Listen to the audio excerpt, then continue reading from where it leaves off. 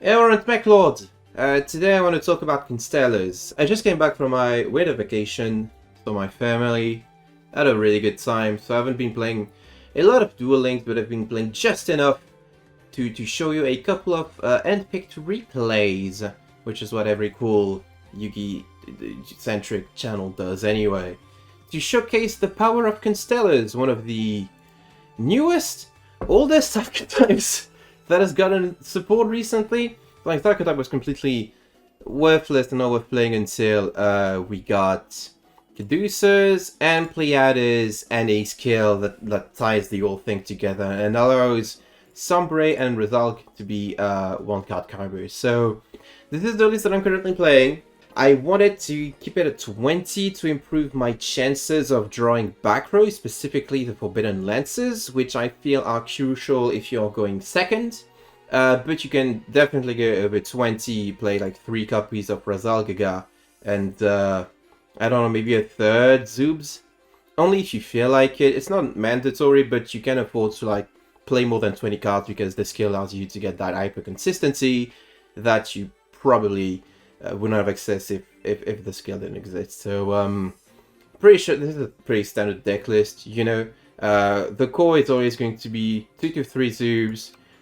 2 Caduceus is just right, I feel. I was theorizing that maybe 3, but you know, 2 is fine. It's an extender, but like 2 is fine. 2 Pollux, it's a part of your combo, but you really hate opening it and nothing else, so at 3 it's not really great. 3 Sombres, just a really good card. Just a, thanks to the skill, 1-card combo, 1-card Pleiades, you know? And Rezalk is also Sombre all the time at all times. That's what I put in my guide to Constellars. Star Chart, which is basically a draw 1, can even be a draw 2 if you play your cards right, which I don't. And then, you know, the rest is just tech. So Effect Veiler, that I really like. Forbidden Lance is pretty cool. And Crackdown, Compulse. You can't play IDP in this deck, because you can't special stuff other than Constellar and extra deck monsters. But these are still pretty good limit 3 staples that you can play in the deck. Maybe these could be DD Crows, because I think Crow is better than Veiler this format. Although Veiler is still pretty good in this format. But yeah, this is it for the main deck. For the extra, we got Pleiades, we got Omega, which basically Forbidden Lances your entire field. Well, your Constellars that you control the moment. 2 Ptolemies, which you can make naturally with the skill, or by ranking up from a Pleiades or an Omega that no longer has material. Dweller, which is excellent, just one of the best cards of this format, and probably a future format, and for past formats as well. And then we got the Utopia suit to beat up our minis and Exciter Knight, which is also pretty cool. So yeah, that's the deck. I'm not saying this is the best version of the deck, but it's definitely not a bad deck either. Like, I think this is a pretty standard version. If you're, like, you could replace these with Book of Moon. Ah, shit, I forgot. I was 2 Crackdown and 1 Compulse, right? Yeah. You could probably also replace them for Forbidden Lances, Chalices, rather. Less impactful card, but still pretty strong ones. But the crux of like this deck and is the ability to make Pleiades plus something else turn 1. So that's what I'm going to showcase now. I'm sure we've all seen this combo 1,000 times by now by playing against so many Constellar players, but just in case, here is me going first against the Rocket player, trying my best to establish a board that's actually tough to interact with. So we open Rezalk and Zoobs, which is basically full combo plus another. So it's pretty good. So normal Rezalk after with the skill sending Pollux and Sombre to the grave. Rezalk will retrieve the Sombre here. Sombre will retrieve Pollux, which gives us an extra normal, which we're going to use on Pollux, which also gives us an extra normal. Something that I wasn't sure of, but which you can actually do, is normal summon another Constellar monster after you've gotten rid of the Pollux and you feel like you used it to exceed summon. I wasn't sure back when I recorded, when I played this duel and then saved it, that you could do that. I was worried that if you immediately went into Pleiades, you would lose the ability to extra normal. Turns out you don't, because this is a silly archetype. So, anyway, Zub is going to get us Caduceus, then these two are going to link off into Constellar Omega, and then Caduceus is going to special itself, then activate its effect to search the one-off star charts, and then star charts is going to be activated, and even get us Pleiades. Pleiades is going to hit the field over there, draw us a card. One thing I just noticed, I'm playing Books of Moons. In this version, I was testing with different back row, see what was like most optimal. I think the Books of Moon were like decent in this game, but these could easily have been like Compulsors or Crackdowns or even Forbidden Chalices. You'll see why. But the crux of like the most important part of the field is like Pleiades plus another rank 4 Omega. I think is pretty good because it protects you against Darkhold, this sort of stuff. So I drew a Sombre, set 2 Books of Moon, pass. It's a pretty strong field, it's pretty tough to interact with. We're going to activate Books of Moon on Pleiades. Omega is going to be like, no, Forbidden Lance on my entire field. Rocket Tracer is going to hit the field, then Boot Sector Launch from hand, the classic Rocket, classic. We're going to special a Metal Rocket, a Magna Rocket, link them up into Malevolent Stin. I'm not sure what they were trying to do here. They haven't lit the fuse on Rocket Tracer yet. And clearly they're trying to bait like some of my back row and or the Pleiades, but I'm not falling for that. I'm not falling for this one, so I just flip the Malstin down. Pleiades in the end phase is going to target the Malstin that's on the field. We immediately jump to end phase. They didn't even try to like chain Tracer to pop the Malstin when I activated Pleiades, which I think was a mistake. They could still have gone into anything to try and contest. Like pretty sure Void Ogre Dragon would have been pretty good in this world state, except against exactly Pleiades. Anyway, flip Book of Moon to get rid of the Rocket Tracer for them to activate it, just concede because they realized they were playing poorly, and it was not an easy duel for them to win anyway.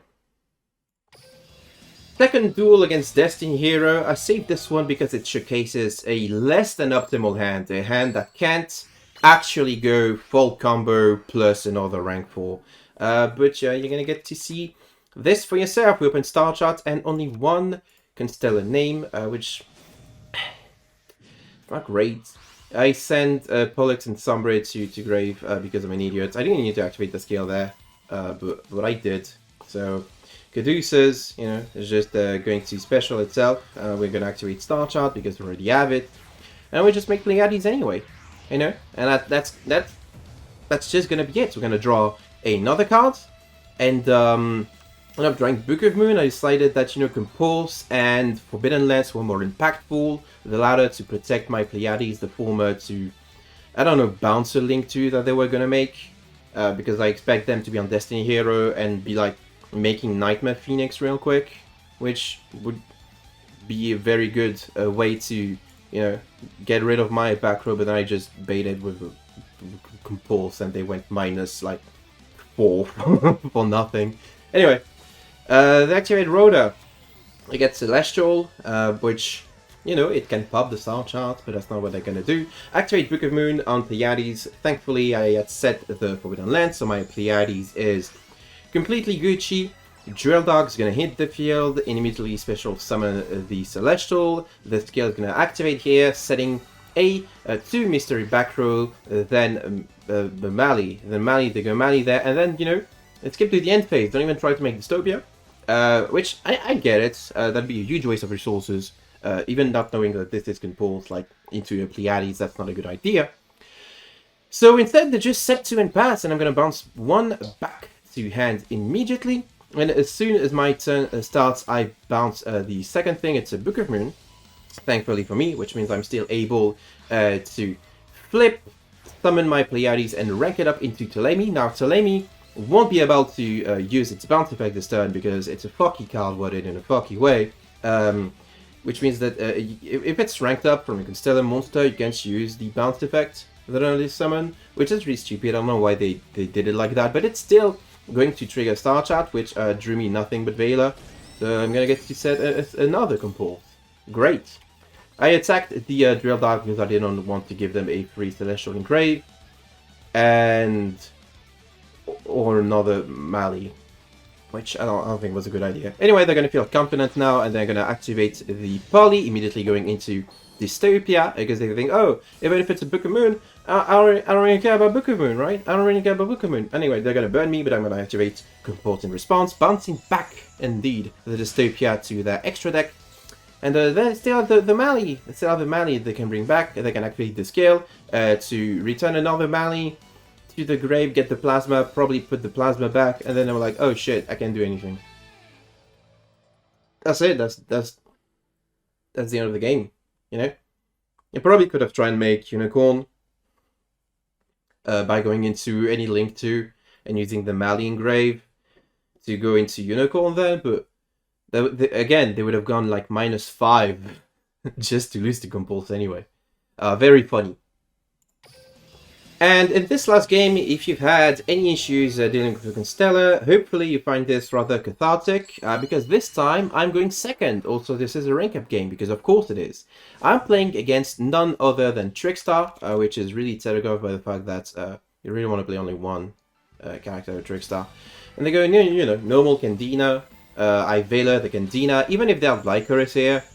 Well, if they have Lycoris, it's pretty bad for me. But this thing is not ideal, by the way. Double Veiler, plus Resolve, plus Star Child. I'm basically banging all on the Resolve. I'm hoping to draw a Forbidden Lance here, which is not going to happen. They're summoning the Corobane, I'm not sure why. Really stupid move. Well, one set pass, you know? What's the worst that could happen? I drew the Sombre, really good. I get to pitch the Zoobs and the Sombre, and they activate Crackdown immediately. That's an Resolve. So it's like, there's nothing you can do about that. That's the weakness of this deck, in my opinion, is that it is very prone to disruption, as is every combo-intensive deck. If you get disrupted on like your one-card combo pieces, which are basically Resolve, Galgala, and Sombre, you pretty much lose the game. Which is not an issue if you're going first, except if they are Veiler, but it is an issue when you're going second. And even going first, you have to like be wary of Veiler, DD Crow, Lancia to a certain extent, because Sombre does banish. So it's not like this deck is too difficult to disrupt. It's just very annoying once it is set up, which that's every deck in the game. You know, anyway, in this one scenario, I just lose because I didn't draw Forbidden Lance, and otherwise they would have won because I'm better than them. But I wasn't better than them now, so I lose. But if I was, it could have gone to Lamy plus Pleiades and bounce both of their monsters and win. But I wasn't better. They were. But in most cases, I was better, but not right now. You know, so it's like I'm saying I'm usually better than them, but right now. Is Constellar a tier 1 deck? I don't know, maybe. It's definitely a deck that has been really popular on ladder and a really good like option to climb with. Pretty easy climbs with this deck, guaranteed. Lots of mirror matches, but you know, in these types of matches, the skilled player usually wins. The better player wins. So if you're afraid that you're gonna face better Constellar players, maybe don't play this deck. But otherwise, it's a pretty good deck for ladder. It has been putting some tournament results as of late. Like if I check on DLM, and DLM does like aggregate every tournament ever, but does aggregate a lot of tournaments. Constellar has like a decent amount of like top 4s, even top 2s and top 1s. Like it wins tourneys. You know, it's a deck that people are still experimenting with in terms of like ratios and stuff, but it's shaping out to be like a pretty meta-defining deck, one that is weak to a lot of cards that are already good in this format, stuff like DD Crow, the limited 3 staples that everybody hates, Effect Veiler to a certain extent, this sort of stuff. And we're definitely going to see it on tomorrow. I think it's tomorrow that the Duel Links meta top layer console tier list is updated. So it's definitely going to show up there. And it's definitely a deck that you should keep in mind, whether you decide to play or play against it. So is it necessarily tier 1? I think it's like on the stronger end of tier 2, because the board that it can produce is rather difficult to interact with. thanks to a Mega in specific. And the ability to like make Dweller on top of Pleiades is like really annoying for some matchups. I'm thinking Tenyi specifically. But I'm not sure if it's the best deck in the game yet. I could be wrong on that. It's definitely very powerful, but it's not like game-breakingly powerful. It's gonna be a fun format, I can tell you that though. Anyway, that's gonna be it for me. I'm not sure on which deck I'm gonna make my next video. Maybe it's gonna be Cosmo, maybe Earth Machines. I'm still in the process of building schedules, but I run out of gems, and the third copy of Rachel Wendy just doesn't want to drop. So if you have any suggestions for the next video that aren't Altergeist, I'm not going to play Altergeist, don't try it, just better Duel Links, let me know and I'll consider it for a future video or stream. And then I have bigger projects that I should really be working on. So thank you for watching this video, everyone. Take care. I'll see you guys and gals in non-binary pals next time.